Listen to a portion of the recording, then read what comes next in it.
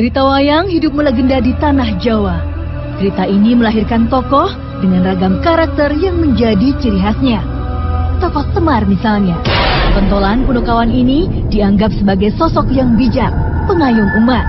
Petilasan di Alas Worawari, Kecamatan Panggang, Gunung Kidul, Yogyakarta ini diyakini sebagai petilasan Ismoyo Jati. Itulah nama lain Kiai Semar. Benarkah? Pemirsa, dari sekian banyak tokoh pewayangan, mungkin Anda sudah mengetahui tokoh yang bernama Semar. Dan malam ini saya sedang berada di Gunung Kidul, di mana di sini diyakini adanya petilasan dari Semar.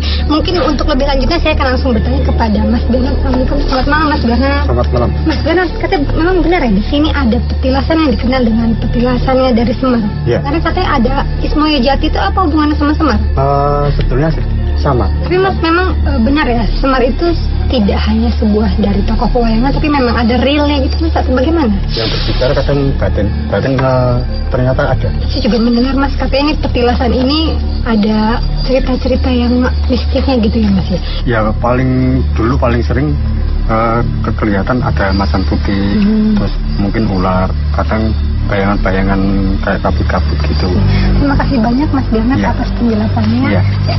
Bahkan ini Mas Hakim sendiri bagaimana, ini menarik sekali nih adanya petilasan dari Semar gitu. Iya, ini menarik ya di lokasi Gunung Kidul ini telah ditemukan petilasan yang diduga merupakan tempat semadi atau tempat berdiam dirinya tokoh Semar. Mungkin nanti kita akan coba mengetahui, mencari informasi lebih dalam lagi tentang petilasan yang ada di lokasi. Mediumisasi dimulai.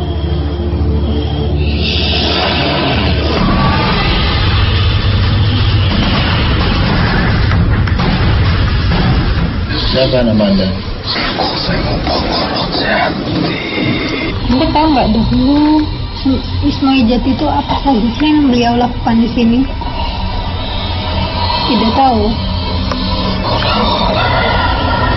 Mungkin ini informasinya akan menjadi penting karena saya sendiri pun mengetahui Semar hanyalah sebagai tokoh pewayangan. Anda pernah melihatnya sebagai sosok manusia? Anda tahu nggak kira-kira yang tidak mengizinkan karena kenapa? Ya udah, Anda keluar ya. Tiba-tiba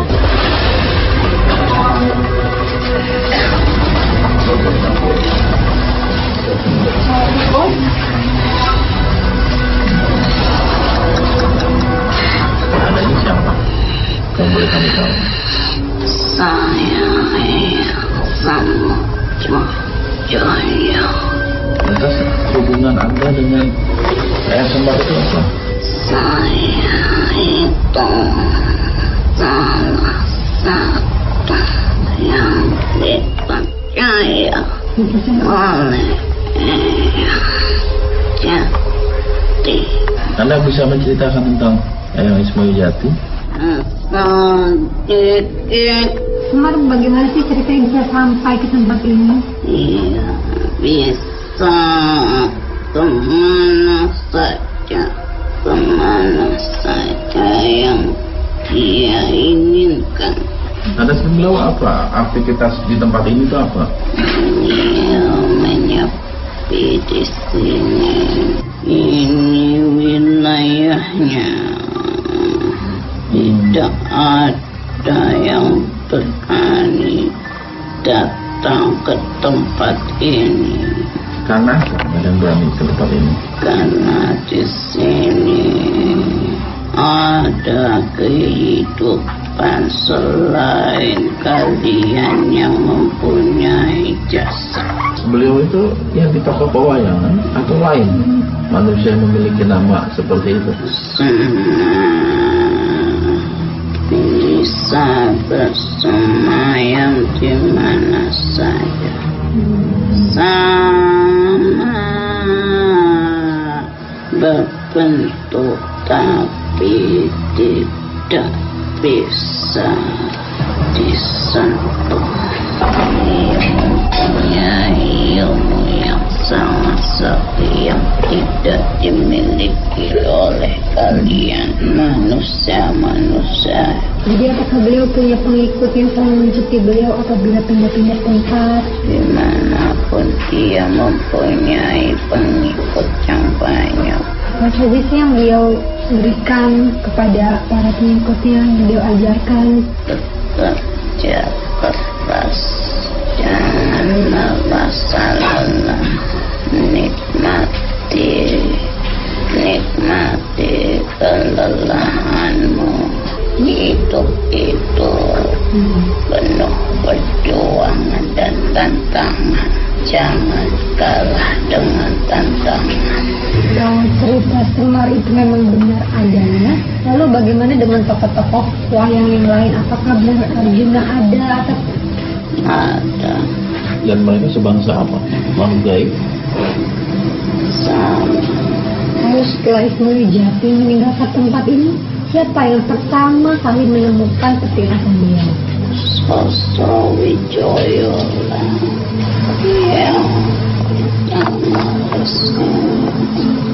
Dan bagaimana sampai akhirnya beliau bisa menemukan petilasan yang Semar? Memberitahukannya keberadaan kami. Komunikasinya lewat cara apa sih? Lewat bisikan hati. Kami bersemayam. Apakah Bang Sandi senang dengan kedatangan orang ke tempat ini? Senang. Dan katanya juga kan apabila orang yang kesini dengan niat baik dan meminta permohonan sesuatu suka terkabul. Biasanya siapa yang mengabulkan doa mereka? Mereka sendiri sebenarnya yang mengabulkan apa yang mereka kehendaki. Tadi saya di dalam itu sempat ngobrol dengan Eyang Semar. Beliau masuk ke salah seorang yang ada di dalam sana. Gerak-geriknya itu hampir sama. Ketika berbicara Eyang Semar selalu menggerakkan jari telunjuk hingga Isyaria. Kenapa memiliki ciri yang sama dengan Eyang Semar cara berdialog? Itu ada maknanya? Harus manut karo wong tuwa. Seperti itu. Manut karo pemimpin. Ada pesan nggak? Baiklah, selanjutnya dari luar ya. Was memberi informasi. Makhluk di tubuh Umi pamit pergi.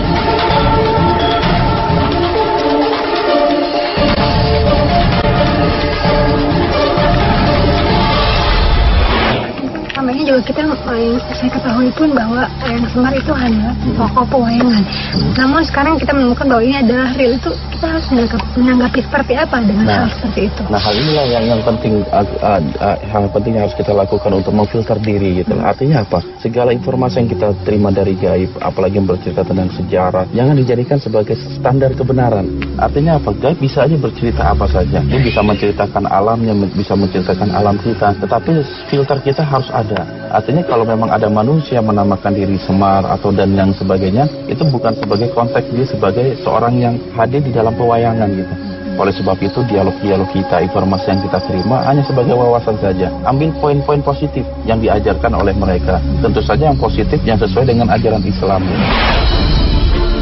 Lain halnya dengan cerita yang ada di Bogor Selatan, tepatnya di perbatasan Desa Muarasari dengan Desa Kertamaya, Kabupaten Bogor. Di wilayah ini ada sebuah makam yang biasa jadi tempat orang menyepi, meminta nomor togel. Jangan kemana-mana, tetap di Dua Dunia.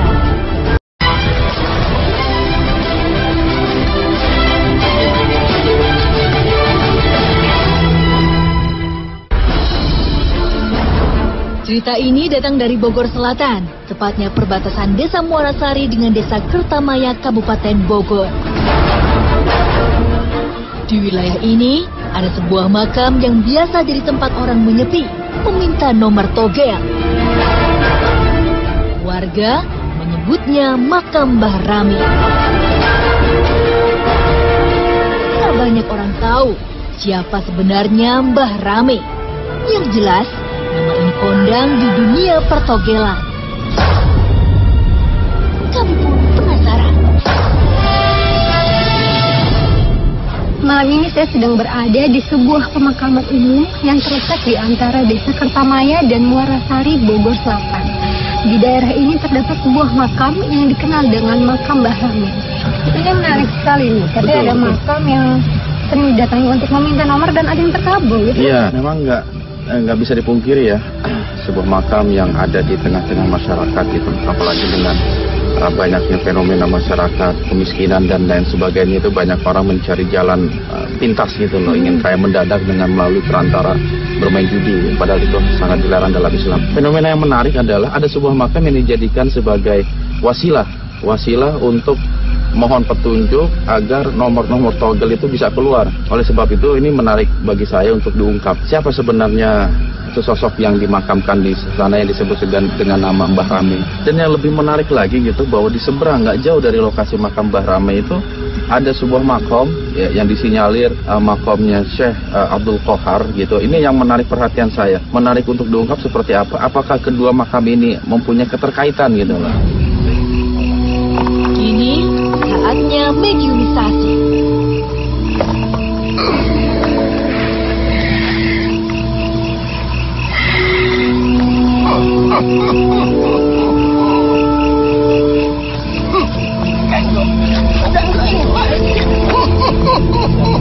Siapa? Jangan membaturan kuring kerja. Ganggu balik ya. Kerkia itu apa maksudnya, lagi ngapain? Main kartu? Memangnya di bangsa Anda ada permainan kartu gitu? Naon sih anaknya kan? Anda tahu ya adanya makam Mbah Rame itu? Hanya naon. Oh gitu. Iya. Mata menggala. Yang sering-sering disebut barang itu Anda? Jadi dijajal main naik ke tengah aja. Ya, pertama sekali sih saya pengen tahu sosok Nata Menggala itu semasa hidupnya seperti apa. Menurut saya hayang ngeberes itu. Ngan terlalu-lalu. Kenapa? Kenapa memang? Ada kedi. Nanti setelah kita selesai Gerhari tadi zaman kiwari. Selesai dia. Jadi Anda memang semasa hidupnya itu Nata Menggala seorang penjudi gitu. Tapi betul dia jago silat, takuti orang, suka memeras uang rakyat juga. saya ingin tahu zaman dahulu itu berjudi itu seperti apa? Memang sudah menggunakan kartu? Kartu ya tatu lain deh kartu kos kemau oke. Itu cuma perlambangan aja. Kenapa sih Anda suka berjudi itu? Atuh kadang guys. Oh kumaya. Yang daging juga ting. Dalam berjudi itu apa untungnya? Balik. Teman menang. Ore, si kirame. Jadi dinamakan kirame itu karena Anda menang ore kirame hebat ngajarkan. Oh. Kabeh sadayana ore. Kalian sendiri belajar judi dari mana? Kabeh pan ye boga buyut. Leluhur kabeh boga. Lu zaman ayeuna ge boga kabeh jelema teh. Untungan untuk Anda sendiri itu apa? Berjudi dan mengajarkan banyak orang. Atungeun atuh loba batur. Ge barinya tol ayeuna jami teh ka dieu hayang ieu. Anda senang kalau misal banyak orang ke makam Mbah Rame itu, senang? Atuh meureun wae. Apa yang membuat Anda senang itu apa? Karena mereka datang atau karena mereka membawa sesuatu atau apa? Kopi pahit. Kopi pahit. Macam-macam wae. Macam-macam. Lantas Anda memberikan apa sebagai balasan kepada orang yang menziarahi lokasi Anda? Nembukan wae. Nggak dikasih sesuatu? Sabodo am. Hayang ngasorangan. Hayang hiji teh harita. Itu gimana sih caranya Anda Memberikan informasinya melalui apa itu? Kuring udah ngerti jero kuburan. Terus diberikan nomor angka-angkanya? 6 angka. Kamu pasanglah. Esok akan keluar. Emang makhluk sejenis Anda bisa memberikan seperti itu? Bisa. Pan diacak-acak heula. Dihitung-hitung lah. Bener. Terus sekarang kenapa nggak diberikan lagi kepada orang yang ziarah? Ayeuna geus teu menang. Aya perjanjian. Kirame lamun sia ngebere deui awas. perjanjian sama siapa? Siapa yang larang? Kohar. Jadi Anda takut dengan Syekh Abdul Qohar itu? Menang sakti. Sakti atau karena kesolehan dia? Ya dua-duanya meureun. Jadi Anda sempat dilarang sama Syekh Abdul Qohar? Takut aja. Karena dia imannya tuh kuat. Hatinya tuh alif manena. Hatinya alif. Lempeng, lurus. Takinya. Jadi Anda takut sama orang yang hatinya alik. Anda tahu, berarti Anda mengetahui sosok Syekh Abdul Qohar ya? Ibaratnya mengembara patilasan di dia teh, ngembara. Mun asal apa itu di Banten Mayana. Terus ketemu Anda gitu. Di Pagat. Kan ada bader kuring teh. Kan apa ya? Entos. Ampun apa? Tapi apakah semenjak itu Anda berhenti berjudi juga? Lebih enak entos. Tapi kenapa tadi Anda pas datang-datang bilang Anda sedang berjudi? Biar tahu kalau ini adalah Kirame Nata Menggala. Sebenarnya itu memang betul makamnya Nata Menggala. Ada sebenarnya kabeh teh patilasan unggul. Petilasan unggul. Sok meninggali, ayo enak. Sok, ayo ente. Ayo. Cepat patbol. Kali. Awal. Jadi yang di sini juga bukan makamnya Syekh Abdul Qohar ya, hanya makom. Sok kali, ayo nak. Burung jagoan di dia, sok kan. Awal. Syekh Abdul Qohar ke tanah Pasundan ini, ke tanah Bogor ini, beliau sendiri aja dalam berdakwah atau didampingi orang lain? Mana kan dia teh berdakwah. Berdakwah. Sama siapa dia ke sini? Dengan pengikutnya. Oh, ada juga murid-muridnya yang ikut Cuma mana mendampingi. teh? Iya nak kuat. Alif. Oh, hatinya alif. Terus ayam sare ya, kan sare. Masih sore jam segini. Jam 7 lebih je. Sampai jam 7 lebih je. Anda punya jam juga? Boga tu tak, jam 7 lebih tak. Memang jam dunia kami sama dunia Anda sama? Sini ente bisa baik. Terus ya, berdua Lama, makhluk ini pamit pergi. Aduh.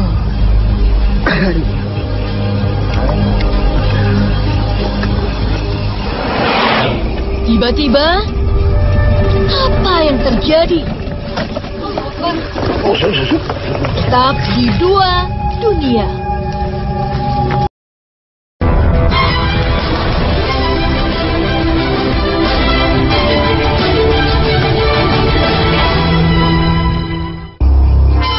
Ada sesuatu yang menguasai raga Umi.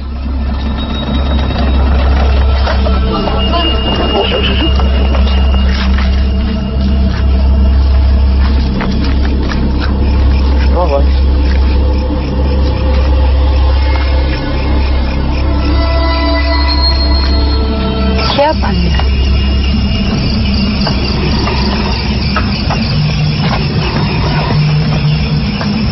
Apa yang ingin kau ketahui? Cepat katakan. Saya di sini ingin tentang hubungan Syekh Abdul Qohar dengan Apa yang dilakukan Syekh Abdul Qohar terhadap Nata Menggala pada zaman dulunya itu? Melantas kemaksiatan. Apa yang dilakukan Nata Menggala apa? Membela kemaksiatan, menakutkan kemaksiatan. Kemaksiatan apa yang dilakukan memang? Dia banyak melakukan hal buruk terhadap wanita-wanita yang masih belia. Dia menggunakan jabatannya. Memang jabatannya apa?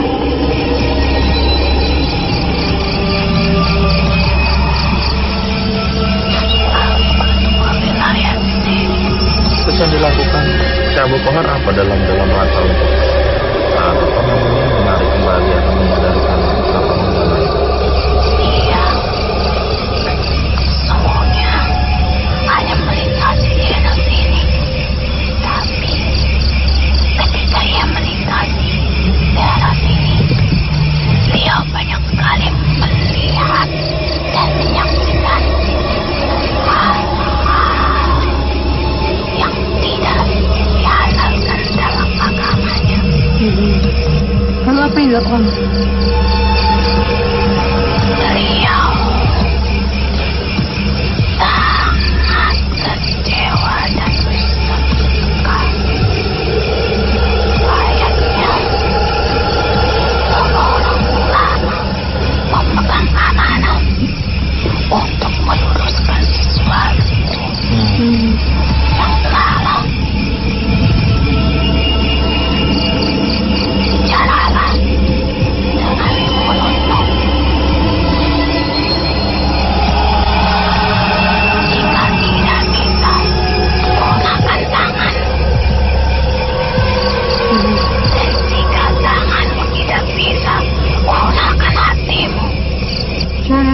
Abdul Qahar lakukan kepada Nata Menggala untuk memberhentikan perjudian kemaksiatan itu dengan cara seperti apa? Dia mencoba mendekatinya, mencoba berbicara, tapi Nanggala tidak terima. Lalu apa yang terjadi? Dia berkelahi, dan dia kalah. Lalu ia menggunakan hatinya dengan kasih sayangnya.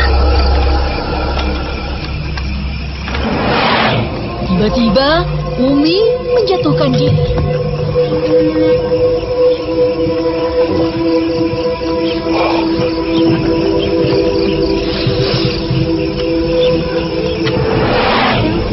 Kesimpulan atau hikmah apa yang bisa kita dapatkan dari perjalanan ini? Ya, walaupun belum bisa kita ambil kebenaran 100%, itu minimal hikmahnya begini, sesosok orang yang melakukan kemaksiatan ini segala macam itu selalu didamping oleh makhluk-makhluk yang juga mempunyai kecenderungan untuk menjerumuskan. Yang pada akhirnya ketika dia meninggal dunia, makhluk-makhluk tersebut pun bersemayam di makam-makam beliau untuk menyesatkan orang-orang yang hidup di generasi sesudahnya. Terus yang kedua, Syekh Abdul Qahar itu. Ini menarik perhatian saya juga, terutama dalam memberantas kemaksiatan atau kejelekan keburukan-keburukan yang dilakukan oleh Nata Menggala tadi gitu loh. Dengan ada sistem dakwah tiga sistem dakwah yang beliau ajarkan ini sangat menarik. Yang pertama, beliau mencoba untuk memberikan nasihat, teguran, segala macam. Yang kedua dengan kekerasan. Setelah itu baru masuk hati. Ya, setelah dikalahkan bukan malah Abdul Qahar merasa sombong, tetapi mencoba untuk menarik simpati kepada Nata Menggala untuk sadar diri, untuk kembali kepada jalan ilahi seperti itu yang menarik. Tapi bagaimana dengan datang berziarah kepada bukan makam, tetapi kayak hanya petilasan yang tidak ada mayatnya itu? Iya. Jadi ada memang aliran-aliran tarikat gitu loh yang mereka mencari tempat-tempat sepi gitu untuk mendekatkan diri kepada Allah Subhanahu wa taala. Jadi mereka mendatangi petilasan-petilasan yang hakikatnya itu mereka lokasi tersebut jauh dari pemukiman penduduk, sangat sepi untuk berzikir, untuk bertafakur kepada Allah Subhanahu wa taala. Mereka hanya berpendapat bahwasanya bahwa petilasan orang-orang para wali-wali Allah itu mereka datangi untuk mencari berkah gitu. Padahal itu keberkahan hanya milik Allah, bukan milik orang-orang yang pernah diam di lokasi tersebut. Keberkahan hanya milik Allah. Terima kasih banyak atas penjelasannya. Sama-sama. Waalaikumsalam warahmatullahi wabarakatuh. Anda sempat dilarang sama Syekh Abdul Qahar. Takut aja. Dia imannya kuat. Hatinya tuh alif. Hatinya alif. Lempeng. Lurus. Takinya. Jadi Anda takut sama orang yang hatinya alif.